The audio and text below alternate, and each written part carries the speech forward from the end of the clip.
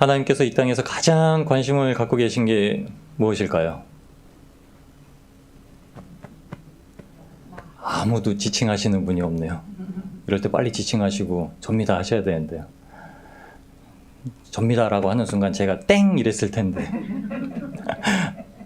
하나님께서 이 땅 가운데 가장 관심 있으신 건 하나님의 영광입니다. 하나님 본인 스스로의 영광이세요. 참 이기적인 것 같죠, 사람이 보기에는요. 그러니까 하나님께서 우리를 천국길로 부르셨을 때 하나님께서 하나님을 위해서 살라고 하시는 거예요. 참 신기합니다. 너를 위해서 열심히 살아라 하는 게 아니라 네가 구원을 받아야 되는, 반드시 받아야 되는 그 목적조차도 날 위해서인 거야. 날 위해서. 이렇게 말씀하세요. 이사야서 43장 7절에 이렇게 얘기합니다. 무릇 내 이름으로 일컫는 자, 이 땅 가운데 성육시하신 예수님의 이름으로 오신 그리스도인으로 불리는 하나님의 이름으로 일컫는 자, 곧 내가 내 영광을 위하여 창조한 자를 오게 하라. 오게 하라는 거예요. 그들을 내가 지었고 내가 만들었느니라. 그러면서 21절에 그 말씀하죠. 이 백성은 내가 나를 위해서 지었나니 나의 찬송을 부르게 하려 함이라. 그러니까 우리를 부르시는 목적이 마치 천국에서 우리가 하나님의 영광을 노래해야 되는 그런 한 가지 이유만 가진 것처럼 비치기도 합니다. 근데 그렇죠. 어떤 목사님이 이렇게 비유를 하셨더라고요. 어떤 여자가 너무 맛있는 한 가지 종류의 과일을 좋아합니다. 그 과일은 여러분이 가장 좋아하시는 과일을 생각해 보세요. 근데 이 과일은 특별하게 한 친구의 집 정원에만 있어요. 다른 곳에서도 이 과일을 구하지 못해요. 오직 그 한 곳, 그 친구네 집에 있는 정원에 있는 나무에만 그 과일이 열립니다. 그럼 이 여자가 그 과일이 너무 먹고 싶어서 그 친구네 집을 가요. 그럼 그 여자의 최종 목적은 과일을 먹는 겁니다. 내가 너무 좋아하는 과일을 먹는 거예요. 근데 그 친구네 집까지 가는 그 행동 자체, 친구네 집에 가서 친구에게 문안을 하고 친구와 교제를 하고 마침내 자기가 원하는 것을 요구하는 것, 이 모든 과정을 참 무가치한 것이라고 여기지 않습니다. 그가 떠나는 여행길이 무가치한 게 아니에요. 왜냐하면 그 여자는 그 과일을 먹을 생각에 가는 길이 기쁘죠. 자기가 가장 좋아하는 것을 하기 위해서 가는 그 길이 기쁜 거죠. 왜냐하면 거기는 반드시 성취할 수 있는, 자기가 가장 좋아하는 것을 성취할 수 있는 것이 있으니까요. 이것이 우리가 가지고 있는 궁극적인 목표, 그리고 그 하위 개념에 우리가 살아가는 여정에 대해서 이야기하고 있는 겁니다. 그럼 하나님께서 우리를 너는 나를 위해서 노래하게 할 거야. 너는 내가 지었으니까 내가 부르는 거야. 나의 영광을 노래하게 할 거야 라면서 우리를 구원하셔서 마치 부르시는 것처럼, 우리에게는 아무 유익이 없는 것처럼 말씀하시지만 그 가운데, 그 과정 가운데 부르셔서 그 그리스도인의 삶을 치열하게 싸우고 거기에 들어가서 결국 하나님의 영광만 노래하냐? 아니요. 그 목적은 무엇이냐면 가장 상위 목적은 하나님의 영광을 노래하는 것이지만 그 과정 중에 있는 삶은 우리에게 가장 큰 즐거움을 준다는 겁니다.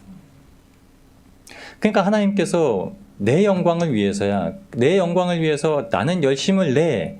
하나님의 열심이 거기 있습니다. 하나님의 영광을 위해서 열심을 내시는 거예요. 열심을 내셔서 자녀들을 구원하시고 건지시고 그 길을 걸어가게 하시는 겁니다. 그러니까 힘든 자녀들도 그 길을 막 억지로 걸어가는 것 같아요. 그런데 그 길이 하나님의 영광을 보고 다른 것만 보다가, 이 세상에서 힘든 일만 보다가, 이 힘든 일만 넘어가면, 이 힘든 일만 넘어가면, 이래서 하나님을 믿는 삶을 살다가 하나님의 영광이 가장 즐겁고 기쁘고 값된 것이다 라는 걸 아는 순간 그 길을 가는 모든 우리의 삶의 목적이 가장 값지고 복되고 아름다운 것이 되는 거예요. 오늘 하나님께서 이제 출애굽기 마지막 장입니다. 출애굽기 40장 정말 길게 하니까 정말 오랫동안 몇 년 동안의 일기를 쓴 것 같잖아요. 근데 출애굽기 40장까지 오는 시간은 단 1년입니다. 1년. 애굽에서 나온 지 1년이에요. 애굽에서 나와서 1년에 이제 출애굽이 끝납니다. 그리고 39년에 광야 인생이 시작되는 거예요. 근데 광야 인생이 시작되는 순간 이제 망하고 넘어지고 난리가 나고 요동칩니다. 근데 그 난리가 나고 요동치는 가운데 1명, 2명이 건짐을 받고 광야에서 할례를 받은 2세대 하나님의 자녀들이 건짐을 받아서 가나안 땅에 들어가는데, 그때 하나님께서 그 광야 여정을 무엇으로 시작하게 하시냐면 저희가 지금 출애굽기 동안 본 겁니다. 성막을 세워서 시작하게 하십니다. 그리고 오늘 말씀 이렇게 얘기합니다. 여호와의 영광이 이제 성막에 충만하여. 여호와의 영광이 충만해서 불기둥이 움직이고요, 구름기둥이 움직여서 하나님의 자녀들이 그것에 따라서 발행하기 시작합니다. 하나님께서 가장 관심 갖는 일은 하나님의 영광이고요, 사람이 가장 관심 갖는 일은 우리가 천국 가는 겁니다. 그러니까 사람이 갖는 영화예요, 영화. 선을 행해도 천국에 가고요, 천국에 가는 자는 내가 꼭 천국에 들어가 복 받아야겠다는 마음으로 천국 가고요. 이것이 약속을 믿는 자들이 걸어가는 성화의 길입니다. 성화의 길. 그러니까는 어렵고 힘든 일도 참고요, 내가 하고 싶은 욕심도 참고요, 거룩하고 성결하게 사는 삶을 살고요, 치열하게 사는 겁니다. 싸우는 겁니다. 이거는 율법적인 삶이 아니에요. 율법적인 삶은 그 만족이 아니라 그냥 율법에 계시된 거기 때문에 꼭 이것만 지켜야 되라는 삶이고, 성화의 길을 걸어가는 삶은 율법이 정말로 나에게 가장 유익한 것이 되어서 살아가는 거예요. 그냥 내가 할 수 있으면 그것을 최선을 다해서 하는 거예요. 그런데 그게 나의 만족이 아니라 하나님께서 기뻐하시는 것을 생각하면서 사는 거. 반면에 악을 행하는 사람도 자기 만족으로 삽니다. 천국 가는 사람들은 자기 만족으로 사는 거예요. 천국 가야 되는 자기 만족으로 사는 거예요. 악을 행하는 사람도 이 단계에서 자기 만족으로 삽니다. 자기 만족으로 살고, 자기 만족으로 우상 숭배도 하고, 자기 만족으로 하나님이 안 계시다고도 하고, 자기 영화를 누리고 사모하다가 일이 벌어집니다. 지옥 가는 일이 벌어지는 거죠. 다 어떻게 보면 우리는 하나님을 쫓아서 다 자기를 위해 사는 거예요. 하나님도 본인을, 하나님 영광을 위해서 존재하시는 거고요. 우리가 피조 받았지만 우리가 이 땅 가운데서도 우리의 영화를 위해서 살고, 그러나 우리의 영화를 예수 그리스도로 말미암아 하나님의 영광과 합치시킬 수 있다는 겁니다. 그게 주 안에서 하나가 되는 거예요. 그러니까 우리의 영광은 더 이상 우리 것이 아니라 예수님 것, 하나님 것, 이게 되는 거죠. 하나님께서는 정말 무소부재하신 분입니다. 그러니까 시간과 공간의 제약을 받지 않으시고 모든 사람에게 인격적으로 나타나시는 분이세요. 그러니까 동시다발적으로 나타나실 수 있는 겁니다. 하나님께서 저와 인격적으로 말씀하시고, 기도에 대해서 대답하시고, 어떤 문제에 대해서 알려주시고, 이렇게 하면서도 동시에 여기 계신 모든 분들에게도 그렇게 하실 수 있는 분입니다. 사도행전 2장 3절 4절 말씀이, 그래서 성령을 받을 때 이렇게 얘기합니다. 하나님 위에, 그러니까 사람들 위에 하나님의 영이 불의 혀같이 갈라지는 것이 보여 각 사람 위에 임하여 있더니, 저희가 다 성령의 충만함을 받아 성령의 말하게 하심을 따라 각자 다른 방언으로 말하기를 시작하니라. 주님께서 주신 은혜는 다 동일하게 들어간다는 겁니다. 하나님께서 만나주시는 순간 어떻게 되냐면 다 성령의 충만함을 받고, 여러분, 저희가 다 성령의 충만함을 받습니다. 말씀 나누면서 저희가 또 더 끊임없이 성령의 충만함을 받아야 된다고 얘기 드리는 이유는, 그것이 우리의 최종 만족이 되면 안 되거든요. 저희의 심연은 아주 깊어서 성령님이 꽉 채워줄 수는 있지만, 성령님이 꽉 채워주고 빈틈을 항상 미혹이 들어오거든요. 그러니까 우리 마음속에는 항상 죄의 법과 성령의 법이 늘 싸우는 겁니다. 그러니까 우리가 주님을 완전하게 모셨다고 생각돼도 그 순간은 항상 틈이 존재하는 거죠. 그러니까 그 틈을 조심하라는 거예요. 베드로는, 그 사자는 삼킬 만한 자를 찾으러 아주 우는 사자같이 다니는데, 마귀는 아주 틈을 노리고 자지도 않고 다니는 거예요. 그럼 어떻게 하냐? 우리는 날마다 성령님을 모시되 더 충만하게 모셔야 되는 거죠. 그것이 하나님께서 원하시는 하나님의 영광을 위해서 무엇 하시는 거냐면 우리에게 최선의 수고를 하나님이 하시는 겁니다. 성령님으로 동행하시는 것. 그걸로 방비하시고 우리를 보호하시고 우리가 늘 함께 하시고 우리의 슬픔 가운데서도 기쁨을 알게 하시고 우리의 부족함 가운데서도 부함을 알게 하시고 무엇 하나로요? 바로 예수 그리스도의 십자가 하나로요. 모세와 이스라엘 백성들이 이제 하나님을 경험하고 딱 1년 동안 이제 누립니다. 시내산 앞에서 이제 말씀을 받아서 그 시간을 걸어갑니다. 출애굽기 40장 1절 2절에 시작하는 말씀이 이겁니다. 너는 정월 초일일에 성막 곧 회막을 세워라. 16절 17절에는 하나님의 이 말씀을 따라서 모세가 세우는데 이렇게 얘기합니다. 제2년 정월, 출애굽한 지 딱 1년째 되는 날이라는 거예요. 2년째 정월 초 1일에 그 성막을 딱 세웁니다. 출애굽기 12장 1절에서 3절 말씀에 보시면 여호와께서 애굽 땅에게 모세와 아론에게 일러 가라시되 이달로 너희에게 달의 시작 곧 해의 첫 달이 되게 하고 라고 말씀하셨습니다. 그 첫 달이 되게 된 게 무엇이냐면 6월절 어린 양을 잡는 순간 그날이 첫날이 된 거예요. 나오는 첫날이 된 겁니다. 그날이 누구냐면 바로 예수 그리스도에게서 십자가에서 달리신 날, 예수님의 십자가에 우리가 우리 마음 가운데 선 날, 그게 출애굽한 첫날이에요. 근데 그로부터 1년 동안 무엇을 하게 하시냐면 성막을 세우게 하죠. 고린도전서 3장에 있는 말씀입니다. 사도 바울이 우리 안에 성전을 세우게 하신다는 거예요. 그럼 성전을 세우면 이제 39년의 광야 여정 동안 늘 이기며 나갈 수밖에 없는 인생이 된다는 거예요. 가나안 지경까지 도달하기 전까지. 그 안에서 이 성령의 충만함을 받지 못한 사람들은 넘어지고 우상 숭배하고 간음하고 의심하고 시험하고 그랬지만 하나님이 옳소이다. 하나님의 말씀은 맞습니다. 하나님이 명령하신 대로 다 됩니다. 하나님의 말씀대로 보았더니 육신으로 보이는 아무리 큰 대적조차 메뚜기, 우리의 밥입니다. 밥. 우리가 그들의 메뚜기가 아니라 그들이 우리 밥입니다. 라는 말씀을 주신 거예요. 이 길을 하나님의 영광으로 깃드셔서 39년을 이스라엘과 함께 하십니다. 천국 들어가는 날까지 함께 하십니다.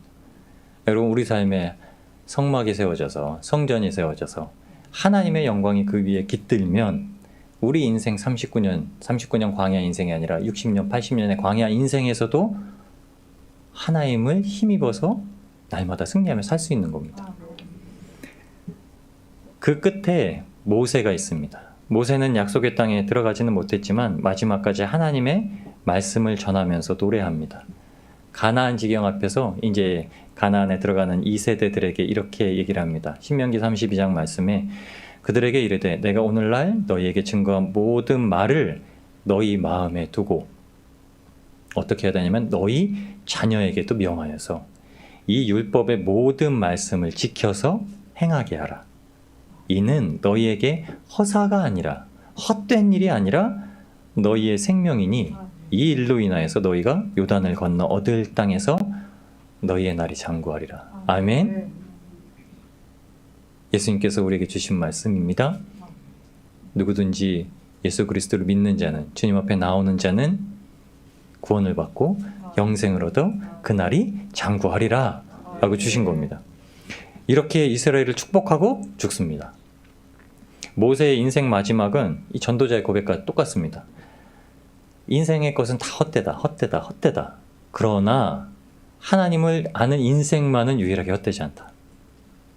이 세상의 모든 것들, 수고하고 누리는 모든 것들도 헛된 것이지만 마지막 그때에 그 날이 이르기 전에 하나님을 아는 것, 하나님을 가까이 하는 것, 이거 하나만큼은 참된 것이다. 값진 것이다. 가치 있는 것이다. 라고 얘기한 전도자의 고백과 똑같습니다.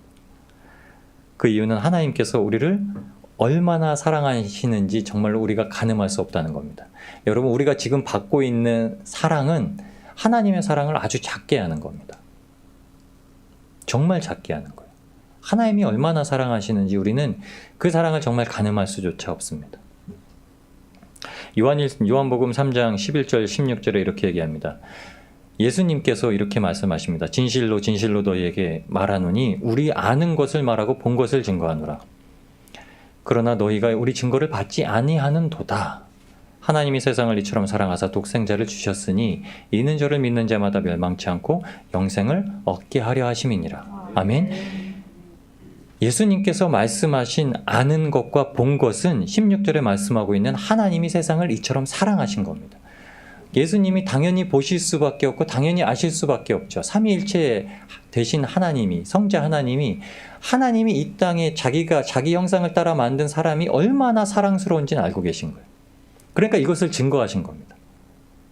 한 명 한 명을 보면서 너무 사랑스러워. 하나님이 이처럼 사랑하시고 그 사랑을 우리가 지금 증거하고 있는데도 너희는 이걸 받지 않는다라고 얘기하는 거예요. 그 사랑이 언제부터 시작됐냐면 아담과 하와를 만드신 그때부터요. 죄에 떨어진 그 순간부터 그 사랑의 큰 것이 얼마만큼인지 항상 증거되어 왔습니다. 그래서 어떻게 하셨다고요? 독생자를 주셨다고요. 이 세상에 생명보다 값진 것이 없습니다. 생명보다 값진 것이 없는데 이 세상 전 우주를 통틀어서 가장 존재 가치가 있는 하나님의 생명을 주시려 이 땅 가운데 오셨다는 거예요. 보디가드들 있지 않습니까? 보디가드들이 웬 다이아냐고 그렇게 옛날에 막 외쳤잖아요. 예. 휘트니 휴스턴이 나왔던 영화가 있습니다. 저희는 사설인데 웬 다이아 그래가지고 다이아 그랬거든요. 영어로는 아닌데. 보디가드가 어떻게 하죠? 자기가 경호하고 있는 사람을 위해서 탁 몸을 던지죠. 총알이 날라와도 몸을 던지고. VIP들은 항상 그렇죠. 대통령을 향해서도 몸을 던지고. 자기 생명을 대신합니다. 왜요? 내 생명의 가치보다 내가 모시는 VIP의 가치가 더 크기 때문에.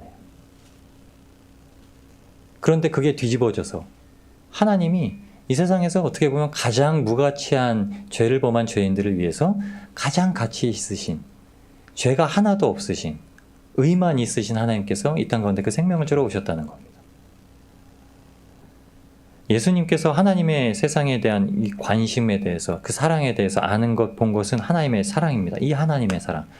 예수님이 분명 이 사랑이 아담에게, 그리고 아브라함에게, 또 이삭과 야곱과 이스라엘에게, 그리고 누구든지 독생자 예수님을 믿는 자마다 전해지고 확인되어져야 된다고 얘기하신 겁니다. 요한일서에 이 사랑을 무엇이라고 말씀하시냐면요. 요한일서 2장 5절과 15절에 이렇게 말씀합니다. 누구든지 그의 말씀을 지키는 자는 하나님의 사랑이 참으로 그 속에서 온전케 되었나니. 이로써 우리가 저 안에 있는 줄 아노라. 이 세상이나 세상에 있는 것들을 사랑치 말라. 누구든지 세상을 사랑하면 아버지의 사랑이 그 속에 있지 아니하니. 아멘. 하나님께서 우리에게 나타내시는 그 하나님의 사랑은 세상의 것과 비교할 수조차 없는 겁니다. 그러니까 이렇게 극단적으로 비교를 하시는 거예요. 세상의 하나님의 사랑을 알면 세상의 것 사랑하지 마. 굉장히 사람이 생각하기에 이 논리적으로 보면 흑백 논리처럼 들려요. 이것 하면 이것 하지 마. 이런 것처럼 들립니다. 근데 왜 그런지 아시나요? 여기에는 우리에게 가장 참된 것, 가치 있는 것을 주시고 그것을 받아 누리게 하기 위해서는 그것을 침범하는 것들이 생긴다는 겁니다. 그게 바로 세상을 사랑하는 거예요. 그것 때문에 하나님께서는 무엇을 하신다고요? 말씀을 지키게. 말씀을 지키는 자의 안에 하나님의 사랑이 온전하게 거한다라고 이렇게 말씀하십니다. 하나님께서는 우리에게 그 비교할 수 없는 사랑을 꼭 알게 하시고요. 꼭 받고요. 꼭 누리게 하시기 위해서 생명의 말씀에, 하나님의 말씀에 거하여 살라고 하십니다. 요한복음 1장 1절입니다. 태초에 말씀이 계시니라. 이 말씀이 하나님과 함께 계셨으니 이 말씀 곧 하나님이시니라. 이 말씀이 육신이 되어 우리 가운데 거하심에 우리가 무엇을 본다고요? 그의 영광을 보니, 예수님의 영광, 하나님의 영광, 말씀의 영광을 보니 아버지의 독생자의 영광이요 은혜와 진리가 충만하니라. 아멘. 이 태초부터 계신 말씀이 육신이 되어서 우리 가운데 거하시는 이 예수 그리스도 독생자의 영광과 은혜와 진리의 충만함, 이것이 하나님의 사랑의 가장 큰 증거로 우리에게 주셨다는 겁니다.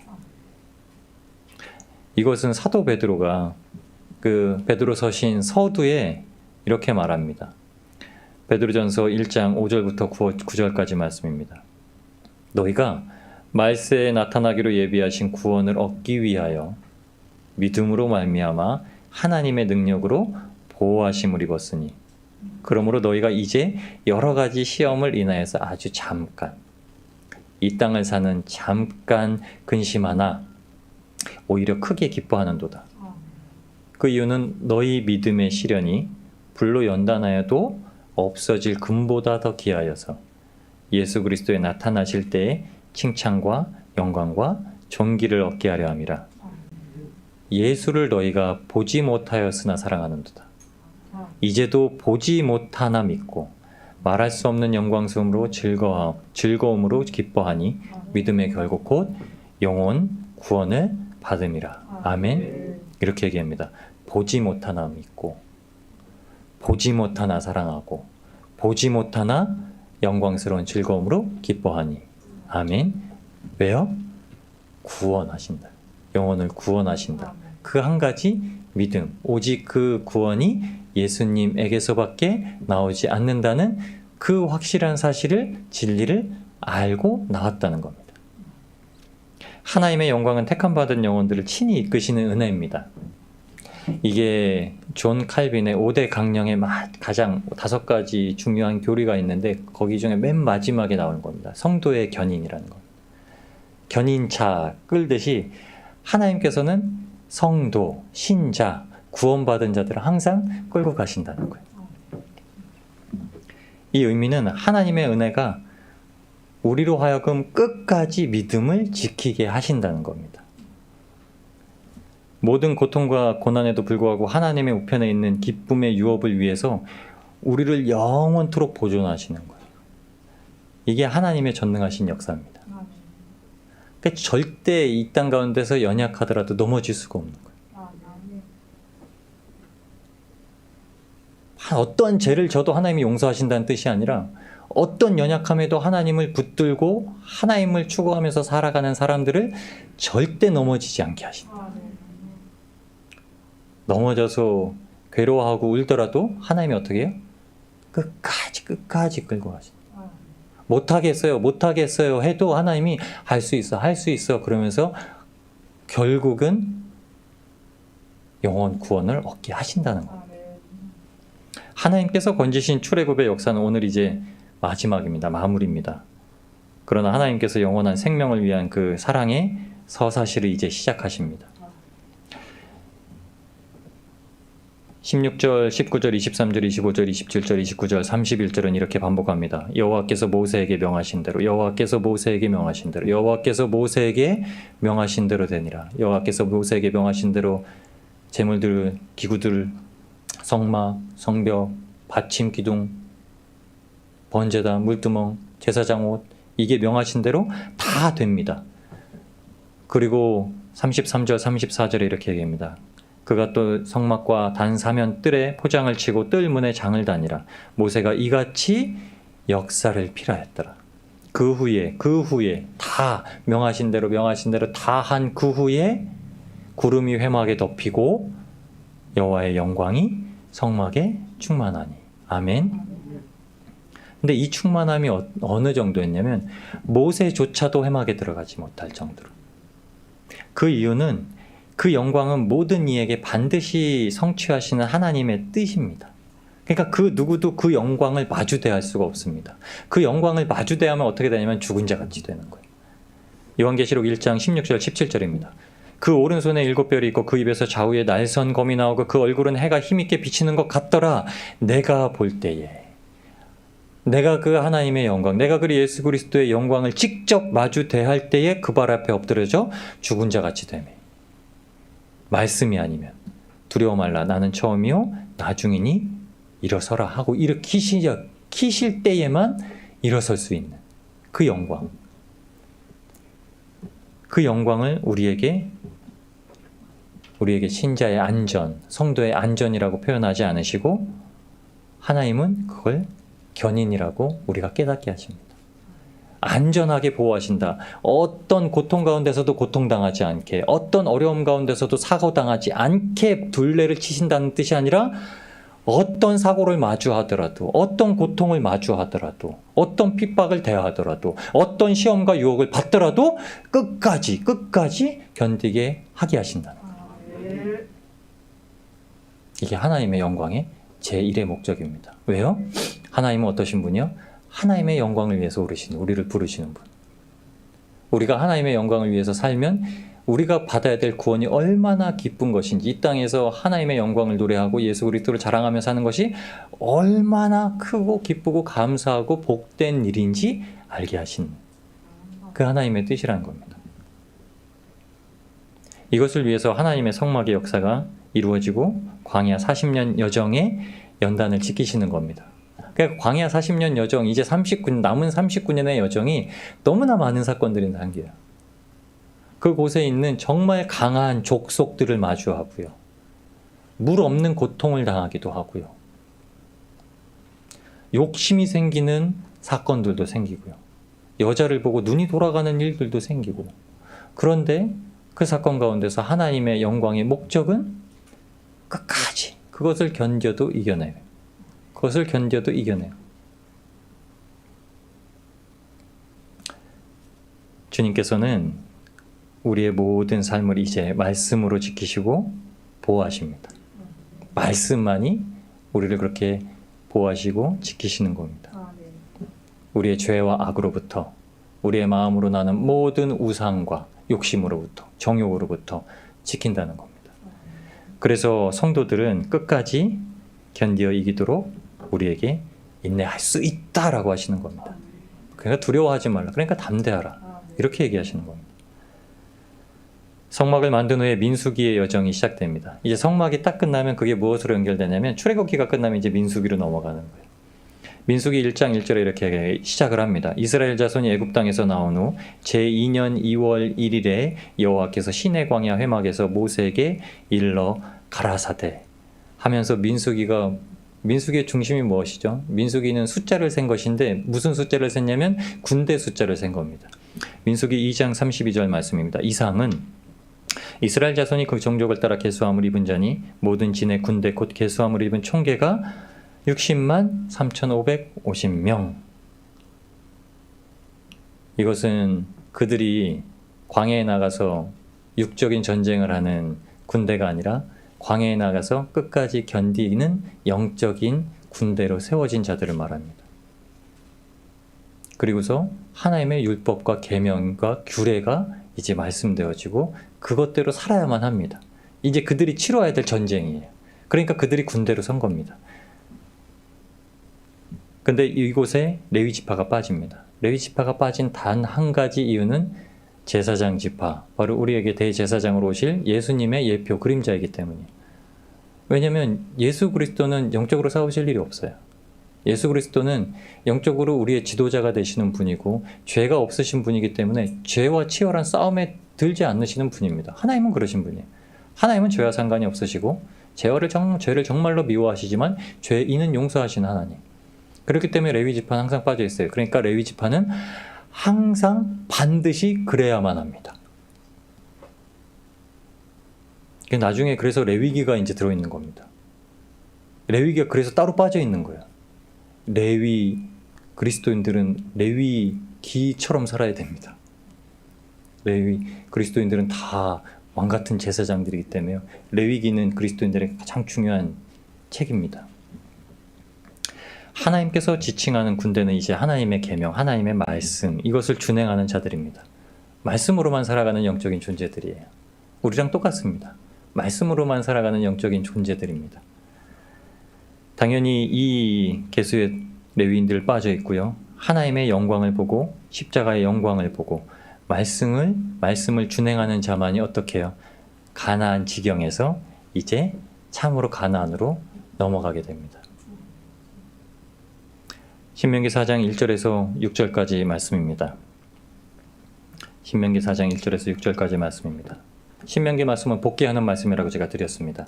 그러니까 이제 가나안 딱 들어가기 전에 하나님이 분명히 말씀하신 대로 명령하신 대로 이제 그렇게 하는 거다라고 하면서 광야에 다 죽었던 1세대들이 아니라 이제 광야에서 난 2세대들이 들어가기 전에 한 번 더 하나님의 명령을 반복해서 얘기해 주는 거예요. 이것은 이제 모세가 이제 떠나가기 때문에 더 이상 이렇게 얘기해 줄 지도자가 없다는 겁니다. 그리고 이제 여호수아가 서가 시작됩니다.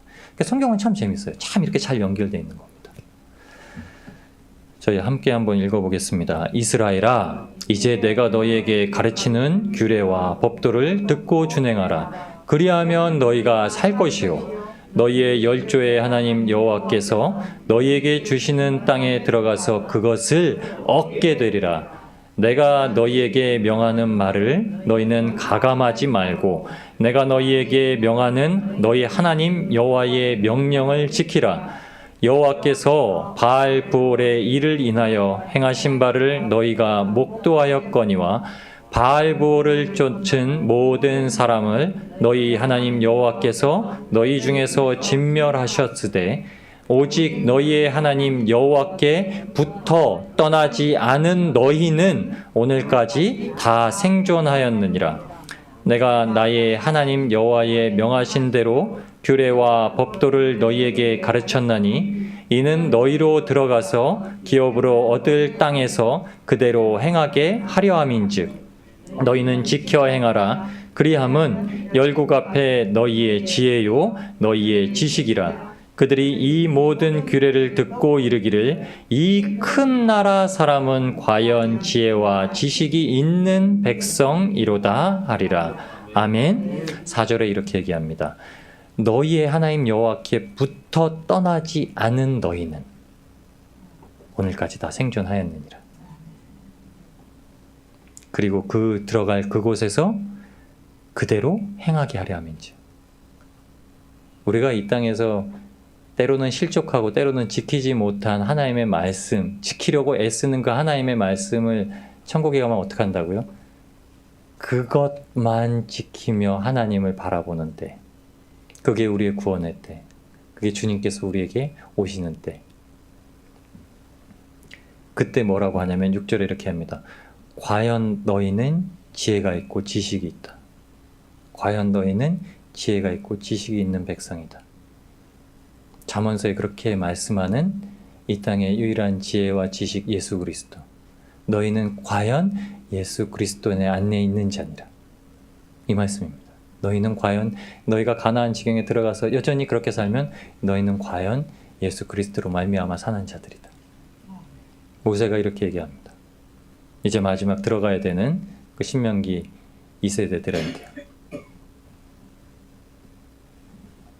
이제 예수님의 영광의 날까지 주님께서 우리를 말씀으로 이끄시고 보호하십니다. 출애굽기 이제 다 끝났습니다. 39년 동안 이제 뭐 하는 일만 남았냐면 하나님의 영광만 보며 나가는 거예요. 그러니까 불기둥과 구름기둥이 그 앞까지 하나님의 만나가 가나안 지경에서 그 소산을 먹기 전까지 계속 내립니다. 여러분 이 땅에서 우리가 하나님의 말씀으로 만나를 죽을 때까지 먹습니다.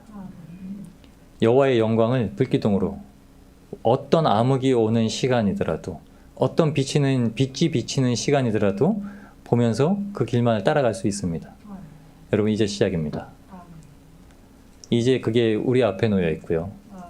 분명한 말씀으로는 그 여호와의 영광이 하나님의 영광을 보며 하나님의 영광을 따라 사는 삶, 그것을 추구하는 삶 가운데 주님의 보호하심, 주님께서 택하신 백성, 구원하신 백성들을 이끄심이 있다는 겁니다.